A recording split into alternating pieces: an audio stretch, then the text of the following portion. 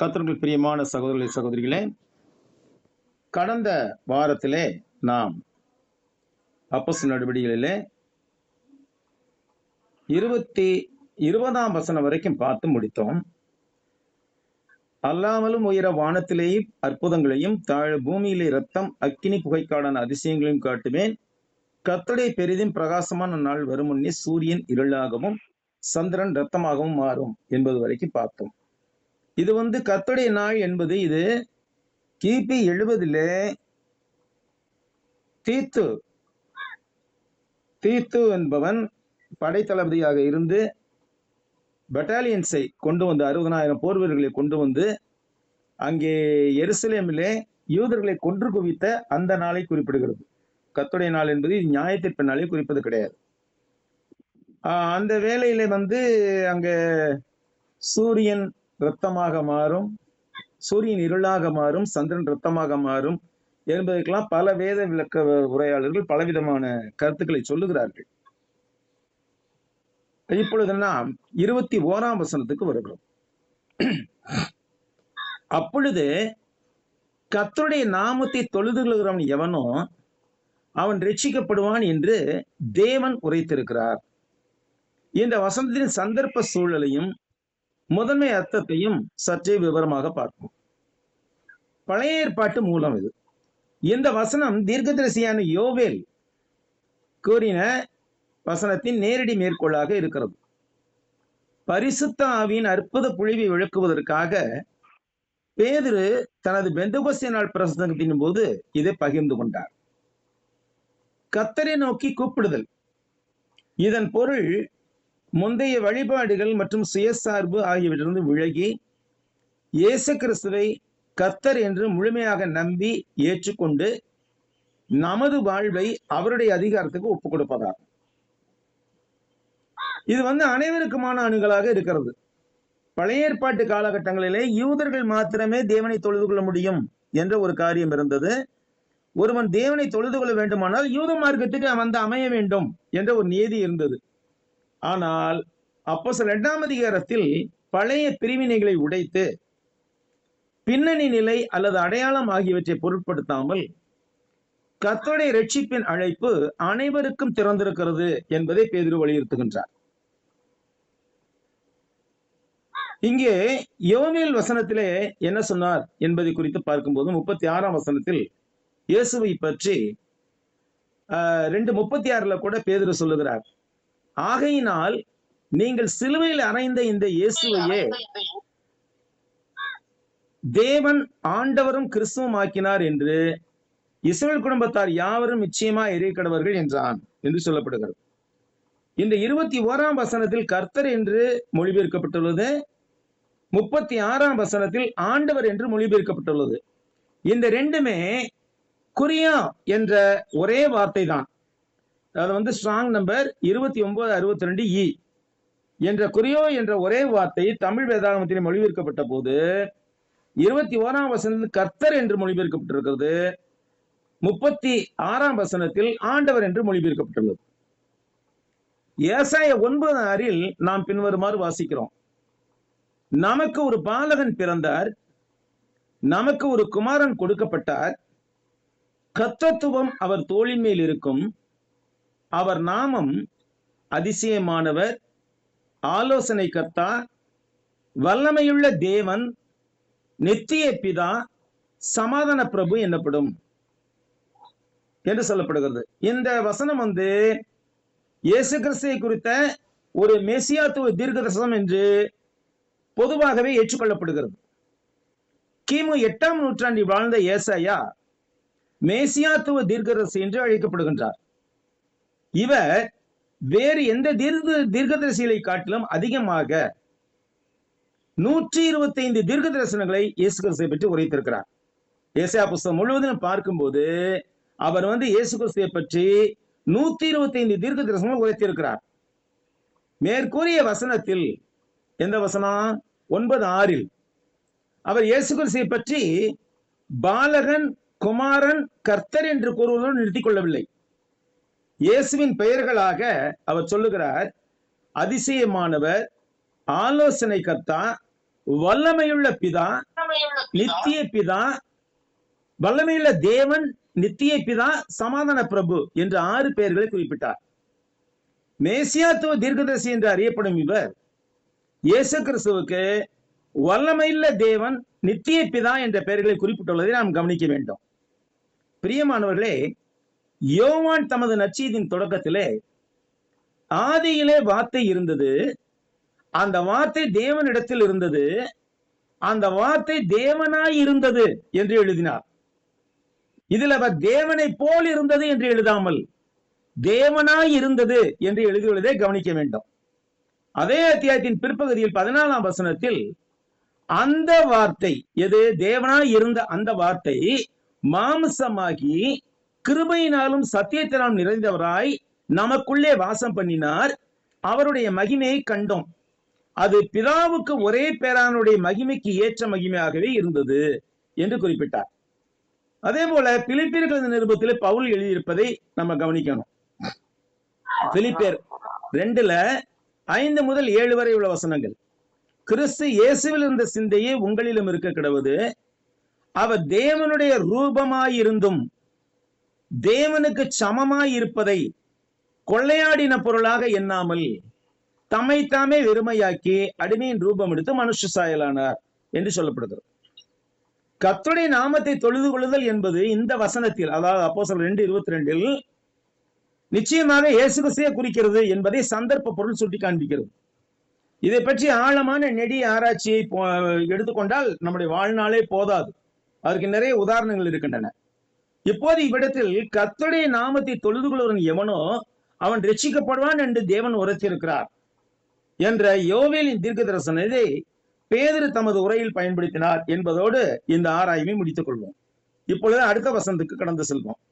22ஆம் வசனம். இஸ்ரவேலரே, நான் சொல்லும் வார்த்தைகளை கேளுங்கள். நீங்கள் அறிந்திருக்கிறபடி நசரேயனாகிய இயேசுவை தேவன் உங்களுக்குள்ளே பலத்த செய்கைகளையும் அற்புதங்களையும் அடையாளங்களையும் நடப்பித்து அவைகளினாலே அவரை உங்களுக்கு வெளிப்படுத்தினார். இயேசுவை தேவன் வெளிப்படுத்தின விதம் பற்றி பேதுரு கூறியது என்ன? இஸ்ரவேல் மக்களே, முதல்ல சொல்றாரு இஸ்ரவேலரே என்று சொல்லுகிறார். இஸ்ரவேல் அல்லது யாக்கோபின் சந்ததியினர், அதாவது யூதர்கள் என்பதை குறிப்பிடுகிறது. இப்பொழுது பேதுரு தமது உரையின் 3ஆம் பகுதியை சொல்லுகிறார். இயேசு கிறிஸ்து உயிர்த்து எழுப்பப்பட்டார் என்பதையும், பேதுரு பேசி அந்த வேளையில் நிகழ்ந்த காட்சி இயேசு கிறிஸ்துவின் வாக்குத்தத்தத்தின்படியே நிகழ்ந்தது என்பதையும், அது அவருடைய உயிர்த்தெழுதலுக்கும் அவர் மேசியாவாக உயர்த்தப்படுவதற்கும் சான்றாக இருந்தது என்பதையும், ஆகையால் யூதர்கள் தங்கள் சொந்த மேசியாவை தாங்களே கொலை செய்தமை என்ற தங்கள் பெரும் பாவத்தின் பொருட்டு மனம் திரும்ப வேண்டும் என்பதையும் சுட்டி காண்பித்தார். நான் சொல்லும் வார்த்தைகளை கேளுங்கள் என்று சொல்லுகிறார். யோவேலின் தீர்க்க தரிசனம் நிறைவேறி கொண்டிருந்ததையே பேதுரு அங்கு குறிப்பிட்டார். ஆகையால் அவர் நான் என்று குறிப்பிடும் போது அவர் தமது சொந்த கருத்துக்களை எடுத்து வைப்பதாக அர்த்தப்படுத்தவில்லை. மாறாக தீர்க்கதரிசியாகிய யோவேலின் தீர்க்க தரிசனம் நிறைவேறின வகையே அவர் எடுத்து கூறிக்கொண்டிருந்தார்.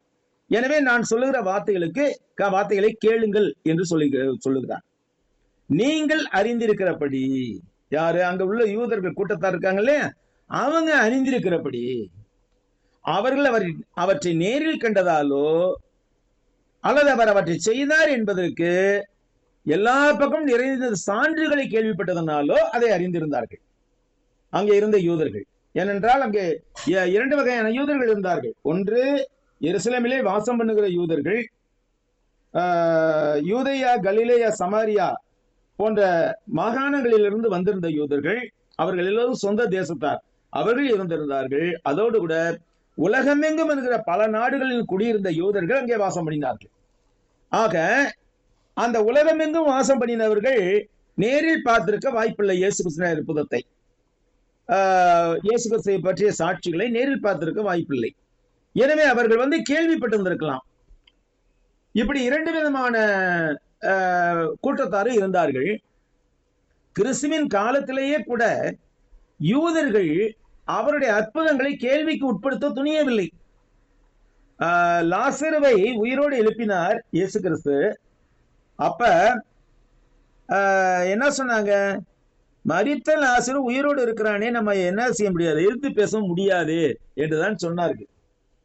அவர்கள் அற்புதத்தை ஒப்புக்கொண்ட போதிலும் அப்படிப்பட்ட அற்புதங்களை அவர் பெயல்செபூலின் செல்வாக்கினால் செயல்படுத்தியதாக கூற முயற்சி செய்தார்கள். இதைத்தான் செஞ்சார்களே தவிர அவர் அற்புதத்தை மறுக்கவில்லை. இயேசுவின் அற்புதங்கள் மிக மிக உறுதியானவைகளாகவும் எண்ணற்றவைகளாகவும் இருந்ததால் அதை எண்ணிக்கையே அடங்காது நிறைய அற்புதங்களை செய்திருக்கிறார் என்று சொல்லப்படுகிறது. அவை நிகழ்த்தப்பட்டதை யூதர்களே அறிந்திருந்தார்கள் என்றும் அதை அவர்கள் மறிக்க முடியாது என்றும் நம்பிக்கையுடன் பேதுரு இங்கே அவற்றை மேற்கோள் காட்டினார். இதன் அடிப்படையில் அவர் இயேசுவின் மேசியாத்துவத்தின் உண்மைத்தன்மைக்கான தமது முன்மொழிவை அவர்கள் முன்பு எடுத்துரைத்தார். நசரேயனாகிய இயேசு தேவனால் அங்கீகரிக்கப்பட்டவராக இஸ்ரேல் நாட்டில் வாழ்ந்து வந்தார். தேவனுடைய அங்கீகாரத்தை பெற்றவர் அல்லது அவரால் அனுப்பப்பட்டவர் என்று சுட்டி காண்பிக்கப்பட்ட அல்லது நிரூபிக்கப்பட்ட ஒரு மனிதராக இருந்தவர் இந்த இயேசு கிறிஸ்து. அவர் என்ன செய்தாராம்? உங்களுக்குள்ளே பலத்த செய்கைகளையும் அற்புதங்களையும் அடையாளங்களையும் நடப்பித்தார். இந்த வார்த்தைகளில் உங்களுக்குள்ளே என்பது உங்கள் சொந்த தேசத்தில் என்பதை குறிப்பிட்டது. அங்கு கூடியிருந்தவர்களில் பலர் அவருடைய அற்புதங்களுக்கு சாட்சிகளாக இருந்திருக்கக்கூடிய வாய்ப்பு இருக்கிறது. ஏனென்றால் யூதேயா, கலிலேயா, சமாரியா, மறுபடியும் யூதேயா, கலிலேயா, சமாரியா, யூதேயா, இப்படித்தான் சுற்றி திரிந்து கொண்டிருந்தார் இயேசு கிறிஸ்து. அப்ப அங்க நடந்த அற்புதங்கள் எல்லாவற்றையும் பார்த்த மக்கள் பலர் அங்கே கூடியிருந்தார்கள். அப்ப உங்களுக்குள்ளே என்பது அந்த யூத தேசத்திலே வாழ்ந்து கொண்டிருந்த யூதர்களுக்குள்ளே பலத்த செய்கைகளையும் அற்புதங்களையும் அடையாளங்களையும் நடப்பித்தார் என்று சொல்லப்படுகிறது. முதலாவது இயேசு செய்த வல்லமையான பலத்த செயல்களை குறிக்கிறது. அவர் தம்மிடம் வந்த நோயாளிகள் எல்லாரையும் அற்புதமாக குணமாக்கினார். அவரது உடையின் விளிம்பை தொட்ட ஒரு பெண் கூட தன்னுடைய 12 ஆண்டுகள் பெரும்பாடு நோயிலிருந்து குணம் பெற்றார். இது பலத்த செயல்களை குறிக்கிறது. மொத்தம் 3 காரியங்கள் சொல்றார். உங்களுக்குள்ளே பலத்த செய்கைகளையும் அற்புதங்களையும் அடையாளங்களையும் நடப்பித்தார் என்று சொல்லப்படுகிறது. பலத்த செயல்கள் என்று சொல்லும் போது அவர் குணமாக்கின ஏராளமான வியாதியஸ்தர்களை அது குறிப்பதாக இருக்கிறது. குஷ்டரோகிகளை கூட ஒரு முறை 10 குஷ்டரோகிகளை குணமாக்கினார். அதுல ஒருத்தன் தான் திரும்பி வந்தான். அப்ப கூட இயேசு கேட்டார், நன்றி செலுத்துவதற்கு இந்த சமாரியனை தவிர வேற யாரும் இல்லையா என்று கேட்டார். இப்படி குஷ்டரோகியம் குணப்படுத்த முடியாத நோய். ஆனால் அந்த காலகட்டத்திலே அந்த நோயில் இருந்து விடுதலையை கொடுத்திருந்தார். அதான் வல்லமையான செயல்கள். இரண்டாவது அற்புதங்கள். ஆச்சரியத்தின் திகைப்பை தூண்டும் வகையில் அவர் நிகழ்த்திய அசாதாரணமான குறிப்பிடத்தக்க நிகழ்வுகளை இது குறிக்கிறது. இயற்கைக்கு அப்பாற்பட்ட அற்புதங்கள் பலவற்றை செய்தார். உதாரணமாக கடல் மீது நடந்தார், அப்பங்களையும் மீன்களையும் பருகி பெருகும்படி செய்தார், மீனின் வாயிலிருந்து வரிப்பணத்தை பெற்றுக் கொள்ளும்படியாக பேதுருக்கு கூறினார். இது போன்ற பல இயற்கைக்கு அப்பாற்பட்ட அற்புதங்களை செய்தார். காற்றையும் கடலையும் அமர்த்தினார். அடுத்து அவர் தேவனிடமிருந்து வந்தவர் என்பதற்கான சாட்சிகள் அல்லது சான்றுகள் மூலமாக தரப்பட்ட அடையாளங்களை குறிக்கிறது. அவர் ஞானஸ்நானம் பெற்ற போது பரிசுத்த ஆவியானவர் அவர் மீது இறங்கி வந்தார் மற்றும் வானத்திலிருந்து தேவன் அவரை தமது குமாரன் என்று அறிக்கையிட்டார். மறுரூபமலையின் மேல் மோசேயும் எலியாவும் அவருடன் உரையாட இறங்கி வந்தார்கள். இது போன்ற நிகழ்வுகள் எல்லாவற்றிற்கும் சிகரம் வைத்தார் போல அவருடைய உயிர்த்தெழுதல் நடந்தது. இது அத்தனையும் அடையாளங்கள். யூதர்கள் அடையாளங்களை தேடுகிறார்கள் இல்லையா? அப்ப அடையாளங்கள். அப்ப இவர் இயேசு கிறிஸ்து இந்த உலகத்திலே நம்மை போல் மனிதராக வாழ்ந்த காலகட்டங்களிலே யூதர்களுக்குள்ளாக பலத்த செய்கைகளையும் அற்புதங்களையும் அடையாளங்களையும் நடப்பித்தார். அப்படி நடப்பித்து என்ன செய்தார்? தேவன் உங்களுக்குள்ளே இவற்றை நடப்பித்தார் என்று சொல்லப்படுகிறது. இயேசு கிறிஸ்துவின் மூலமாக தேவன் இவற்றை நடப்பித்தார். தேவன் இயேசு கிறிஸ்து மூலமாக செய்தவையாக இந்த காரியங்கள் இருந்தன. கர்த்தராகிய இயேசு தாமே இந்த காரியங்களை செய்வதற்கான வல்லமையை பிதாவிடத்திலிருந்து தமக்கு வந்த கட்டளையின் காரணமாகவே பெற்றதாக அடிக்கடி குறிப்பிட்டார். அவர் பிதாவுடன் நெருக்கமாக இணைந்திருக்கிறார் என்பதை காட்டும் விதத்தில் இதை செய்தார். அதில் உதாரணங்கள் சில வசனங்களை பார்த்தோமானால் யோவான் 5:19 சொல்லுகிறது, அப்பொழுது இயேசு அவர்களை நோக்கி, மெய்யாகவே மெய்யாகவே நான் உங்களுக்கு சொல்லுகிறேன், பிதாவானவர் செய்ய குமாரன் காண்கிறது எதுவோ அதையே அன்றி வேறொன்றையும் தாமாய் செய்ய மாட்டார். அவர் எவைகளை செய்கிறாரோ அவைகளை குமாரனும் அந்தபடியே செய்கிறார். யோவான் 5:30 சொல்லப்படுகிறது, இயேசு கிறிஸ்து சொல்லுகிறார், நான் என் சுயமாய் ஒன்றும் செய்கிறதில்லை, நான் கேட்கிறபடியே நியாயந்திருக்கிறேன். எனக்கு சித்தமானதை நான் தேடாமல் என்னை அனுப்பின பிதாவுக்கு சித்தமானதையே நான் தேடுகிறபடியால் என் தீர்ப்பு நீதியாய் இருக்கிறது. இயேசு உண்மையிலேயே தேவனால் அனுப்பப்பட்டவர் என்பதையும், எனவே அவர் தேவனுடைய முத்திரையையும் தேவனுடைய சாட்சியத்தையும் பெற்றிருந்தார் என்பதையும் காட்டுவதற்காக தேவன் இந்த கிரியைகளை இயேசு கிறிஸ்து மூலமாக செய்தார் என்று பேதுரு இங்கே கூறினார். இதே இயேசுவும் முன்பே கூறியிருந்தார். யோவான் 5:36 சொன்னார், நான் நிறைவேற்றும்படிக்கு பிதாவானவர் எனக்கு கற்பித்ததும் நான் செய்து வருகிறதுமான கிரியைகளே பிதா என்னை அனுப்பினார் என்று என்னை குறித்து சாட்சி கொடுக்கிறது. படைப்பிலும் மீட்பிலும் தேவன் செய்த மாபெரும் கிரியைகளை அவர் தம்முடைய குமாரன் மூலமாக இங்கு செய்ததாக குறிப்பிடப்படுகிறது. பூர்வ காலங்களில் பங்கு பங்காகவும் வகை வகையாகவும் தீர்க்கதரிசிகள் மூலமாய் பிதாக்களுக்கு திருமணம் பற்றின தேவன் இந்த கடைசி நாட்களில் குமாரன் மூலமாய் நமக்கு திருமணம் பற்றினார். இவரை சர்வத்துக்கும் சுதந்திரவாளியாக நியமித்தார். இவரை கொண்டு உலகமும் உண்டாயிற்று. எபிரேயர் 1:2 வாறு வாசிக்கிறோம். 1ஆம் அதிகாரம் முதல் 2 வசனங்கள். அடுத்து யோவான் 1:3 சகலமும் அவர் மூலமாய் உண்டாயிற்று. யார் மூலமாய்? இயேசு கிறிஸ்துவின் மூலமாய். சகலமும் அவர் மூலமாய் உண்டாயிற்று, உண்டானது ஒன்றும் அவராலே அல்லாமல் உண்டாகவில்லை. அடுத்து கொலோசியர்ல மிக அருமையான வசனம் இருக்கிறது. கொலோசியர் 1:15-19. அவர் யாரு? இயேசு கிறிஸ்து அதரிசனமான தேவனுடைய தச்சுரூபமும் சர்வ சிருஷ்டிக்கு முந்தின பேருமானவர். ஏனென்றால் அவருக்குள் சகலமும் சிருஷ்டிக்கப்பட்டது, பரலோகத்தில் உள்ளவைகளும் பூலோகத்தில் உள்ளவைகளுமாகிய காணப்படுகிறவைகளும் காணப்படாதவைகளுமான சகல வஸ்துக்களும், சிங்காசனங்கள் ஆனாலும் கர்த்தத்துவங்கள் ஆனாலும் துரைத்தனங்கள் ஆனாலும் அதிகாரங்கள் ஆனாலும் சகலமும் அவரை கொண்டும் அவருக்கென்றும் சிருஷ்டிக்கப்பட்டது. அவர் எல்லாவற்றுக்கும் முந்தினவர், அவருக்குள் எல்லாம் நிலை நிற்கிறது. அவரே சபையாகிய சரீரத்திற்கு தலையானவர். எல்லாவற்றிலும் முதல்வராய் இருக்கும்படி அவரே ஆதியும் மரித்தோரிலிருந்து எழுந்த முதல் பேருமானவர். இப்பொழுது 23ஆம் வசனத்துக்கு போகின்றோம். எவ்வளவு பார்க்க முடியும்னு தெரியல, பார்ப்போம். அப்படி இருந்தும் தேவன் நிர்ணயித்திருந்த ஆலோசனையின்படியையும் அவருடைய முன்னறிவின்படியையும் ஒப்புக் கொடுக்கப்பட்ட அந்த இயேசுவை நீங்கள் பிடித்து அக்கிரமக்காருடைய கைகளினாலே சிலுவையில் ஆணியடித்து கொலை செய்தீர்கள். தேவன் நிர்ணயித்திருந்தது என்ன? இயேசு மரணமடையும்படி ஒப்புக் கொடுக்கப்பட்டது ஒப்புக்கொடுக்கப்படுதல் என்பது தேவன் நிர்ணயித்திருந்த ஆலோசனையாகவும் அவருடைய முன்னறிவின்படியாகவும் ஆனதாக இருந்தது. ஏன்னா இதை குறித்து ஆதியாகமம் முதற்கொண்டே தீர்க்கதரிசனம் நிறைய உரைக்கப்பட்டிருக்கின்றன. முதல் தீர்க்கதரிசனம் ஆதியாகமம் 3:15 உனக்கும் ஒரு ஸ்திரீக்கும் உனக்கும் ஒரு ஸ்திரீக்கும் உன் வித்துக்கும் அவள் வித்துக்கும் பகை உண்டாக்குவேன், அவர் உன் தலையை நசுக்குவார், நீ அவர் குதிகாலை நசுக்க பார்ப்பாய் என்பது மேசியாவை குறித்த முதல் தீர்க்க தரிசனம். அதிலிருந்து மல்கியா காலம் வரை நிறைய 357 நான் கண்டுபிடித்துள்ளபடி 379 தீர்க்க தரிசனங்கள் சொல்லப்பட்டிருக்கிற இயேசு கிறிஸ்துவை குறித்து. இன்னும் ஒருவேளை அதிகமாக கூட இருக்கலாம். என்னுடைய அறிவு கேட்டின வரைக்கும் 379 தீர்க்க தரிசனங்கள் பழைய ஏற்பாட்டில் இயேசு கிறிஸ்துவை பற்றி கூறப்பட்டிருக்கின்றன. அவர் ஒப்படைக்கப்பட்டார்.